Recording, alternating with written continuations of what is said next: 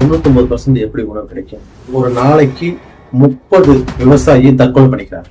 சீல போலி வந்துருச்சு, கோதுமை மாவுல போலி வந்துருச்சு, மிளகாத்தூள், மஞ்சத்தூள் எல்லா பவுடர்லயும் வந்து போலி வந்துருச்சு. நானும் இந்த மண்ணுல சாவனை ஒழிஞ்சு நான் அந்த விவசாயத்தை விட்டு ஓட மாட்டேன். வணக்கம் வியூவர்ஸ். இந்த தொழிலாளர் தினத்தன்று உலகத்தில் உள்ள அனைத்து தொழிலாளர்களுக்கும் என்னுடைய தொழிலாளர் தின நல்வாழ்த்துக்களை கூறி வீடியோக்குள்ள கடந்து போகலாம். இந்த உலகத்தில் உள்ள மக்கள் தொகை பார்த்தீங்கன்னா 830 கோடி மக்கள் வசிச்சுட்டு இருக்காங்க. இந்த 830 கோடி மக்கள் வசிக்கிற இந்த உலகத்துல 8.6 கோடி மக்கள் விவசாயம் பண்ணிட்டு இருக்காங்க. அதாவது 100% தான் வந்து விவசாயம் பண்ணிட்டு இருக்காங்க. அந்த 1% விவசாயம் பண்றவங்க 99% இருக்கவங்களுக்கு உணவு கிடைக்கணும். 1% விவசாயம் பண்றவங்க 99% எப்படி உணவு கிடைக்கும்? யாராவது சற்று யோசிச்சு பாத்தீங்களா? அது சற்று கடினமாக. சரி, இந்த உலகத்தை விட்டுருங்க, நம்ம இந்தியாவுக்குள்ள வருவோம். இந்தியாவுல ஒரு ஒரு விவசாயி ஒரு நாளைக்கு 30 விவசாயி தற்கொலை பண்ணிக்கிறாங்களாம். இது வந்து கணக்கெடுப்பு சொல்லுது. இந்தியாவுல ஒரு நாளைக்கு 30 விவசாயி தற்கொலை பண்ணிக்கிறாங்களாம். 2000 விவசாயி இந்த விவசாயமே வேணான்னு சொல்லிட்டு அவங்க விவசாயத்தை விட்டுட்டே போறாங்களாம்.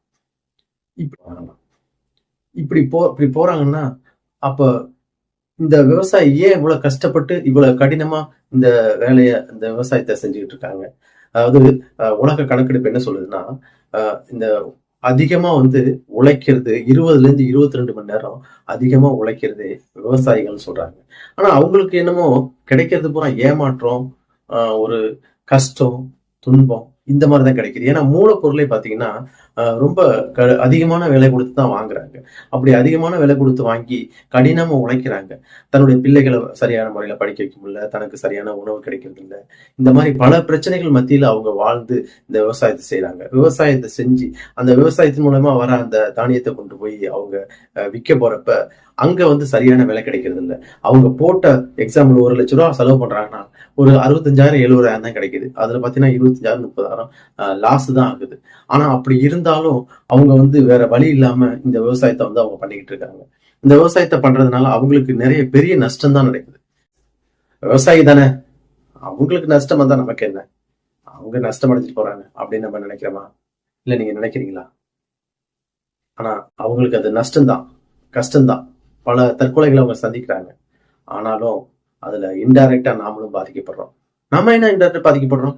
நம்ம ஒன்றும், நம்மகிட்ட பணம் இருக்கு, நம்ம காசு கொடுக்குறோம், நமக்கு தேவையான எல்லா பொருளும் வாங்குறோம், சாப்பிட்றோம், நம்ம நிம்மதியா தானே இருக்கிறோம், நல்லா நம்ம சம்பாதிக்கிறோம், நல்லா சாப்பிட்றோம். இதுல என்ன இருக்கு? விவசாயிகளுக்கு நமக்கு என்ன சம்பந்தம்? அதுதான் தப்பு. நம்ம சாப்பிடுற ஒவ்வொரு உணவுப் பொருளும் கலப்படமானது, போலியானது. அரிசியில போலி வந்துருச்சு, கோதுமை மாவுல போலி வந்துருச்சு, ஆயில்ல போலி வந்துருச்சு, கொத்தமல்லி தூள், மிளகாத்தூள், மஞ்சத்தூள், எல்லா பவுடர்லயும் வந்து போலி வந்துருச்சு. டீ தூள், காபி பவுடர், எல்லா பவுடர்லயுமே போலி வந்துருச்சு. அப்ப 100% இருக்கிற மக்கள் தொகையில 1% வந்துதான் வந்து விவசாயம் பண்றாங்க. அந்த 1% விவசாயம் பண்றது எப்படி 99% மறுபடியும் ஃபீல் பண்ண முடியும்? பண்ண முடியாது. அப்ப பிசினஸ் மேன் என்ன பண்ணுவாங்க? எல்லாத்துக்கும் தன்னுடைய அந்த உணவை கொடுக்கணும். அப்ப கொடுக்கணும்னு அவங்க என்ன பண்ணுவாங்க? விவசாயமும் 1% தான் நடக்குது. அப்ப விவசாயம் 1% நடக்குதுன்னா அப்ப மீதி 99% மக்களுக்கு என்ன கொடுக்கறது? இந்த மாதிரி போலியான உணவுகளை கொடுப்பாங்க. இந்த மாதிரி போலியான உணவுகளை கொடுக்கறதுனால என்ன நடக்குது? நமக்குள்ளேயே இன்டைரக்டா வந்து பல மாற்றங்கள் நடக்குது. பல மாற்றங்கள்ல என்ன மாற்றம் நடக்குது? பாத்தீங்கன்னா அந்த உலகத்துல முதல் மனுஷன் வந்து 969 வருஷம் உயிரோட வாழ்ந்தாங்க. ஆனா இப்ப இருக்கிறவங்க என்ன பண்றாங்க? 60ல இருந்து 70 வயசு வரைக்கும் தான் வாழ்றாங்க. காரணம் அவங்க சாப்பிடுற உணவுப் பொருட்கள். நம்ம தான் விவசாயி நம்ம வந்து கண்டுக்கிறதே இல்லையே, விவசாயம் நம்ம மதிக்கிறதே இல்லையே. அப்ப இந்த மாதிரி போலியான உணவுகளை சாப்பிட்டு தானே ஆகணும். அப்ப அது வேற வழி இல்லைல்ல, செஞ்சு தானே ஆகணும். இவ்வளவு கஷ்டத்துக்கு மத்தியிலையும் எதுக்காக வந்து விவசாயி ஏன் இந்த விவசாயத்தை விட தொடர்ந்து செஞ்சுக்கிட்டே இருக்காங்க? இந்த உலகத்தை வந்து முதல்ல கடவுள் படைக்கிறப்ப படைச்சு மரம், செடி, கொடி, புல், பூண்டு, பறவைகள், ஊர்வன, பரப்பன எல்லாத்தையும் படைச்சு இந்த உலகத்தை வந்து அருமையா வச்சிருந்தாரு. அப்படி வச்சிருக்கிறப்ப அவர் ஒரு யோசனை தோணுச்சு, இது எல்லாம் படைச்சிட்டோம், ஆனா இதை பாதுகாக்கிறதுக்கு ஒரு மனுஷன் வேணும்னு ஒரு மனுஷனை உண்டாக்குனாரு.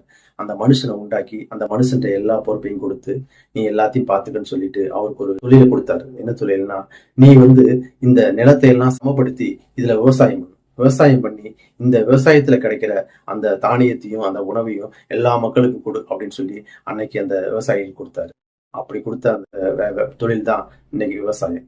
இந்த விவசாயத்தை விட்டுட்டு ஓடிடலாம்னு நினைப்பாங்க. ஆனா இது வந்து கடவுளே வந்து மனுஷனுக்கு நேரடியா கொடுத்த ஒரு தொழில். அந்த தொழில் தான். அதனாலதான் ஒரு மனுஷனுக்கும் இந்த விவசாயிகளுக்கும் இந்த மண்ணுக்கும் ஒரு பெரிய தொடர்பு இருக்கு. தற்கொலையே பண்ணி செத்தாலும் இந்த மண்ணுல சாவனே ஒழிஞ்சு நான் அந்த விவசாயத்தை விட்டு ஓட மாட்டேன் அப்படின்னு பல விவசாயிகள் இன்னமும் மண்ணுல அந்த கடவுள் கொடுத்த அந்த வேலையை இன்னமும் செஞ்சுக்கிட்டு இருக்காங்க. இதற்கு காரணம் அவங்க அந்த மண்ணு மேல வச்சிருக்கிற அந்த பாசம், கடவுள் கொடுத்த நேரடி அந்த வேலை. இதைதான் சொல்றது. இந்த விவசாயிகளுக்கு நம்ம என்ன பண்ண போறாங்கிறத நீங்க தான் சொல்லணும். வியூவர்ஸ், இந்த வீடியோ உங்களுக்கு யூஸ்ஃபுல்லாக மோட்டிவேட்டடாக இருக்கும் அப்படின்னு நாங்கள் நம்புகிறோம். இதில் ஏதாவது ஒரு இம்ப்ரூவ்மெண்ட் வேணும் அப்படின்னா நீங்கள் மறக்காமல் கமெண்ட்டில் சொல்லுங்கள். நாங்கள் அதை சேஞ்ச் பண்ணிக்கிறோம். சப்போர்ட் பண்ணுங்கள். Don't forget to subscribe our channel. Thank you for வாட்சிங் திஸ் வீடியோ கைஸ். பாய்.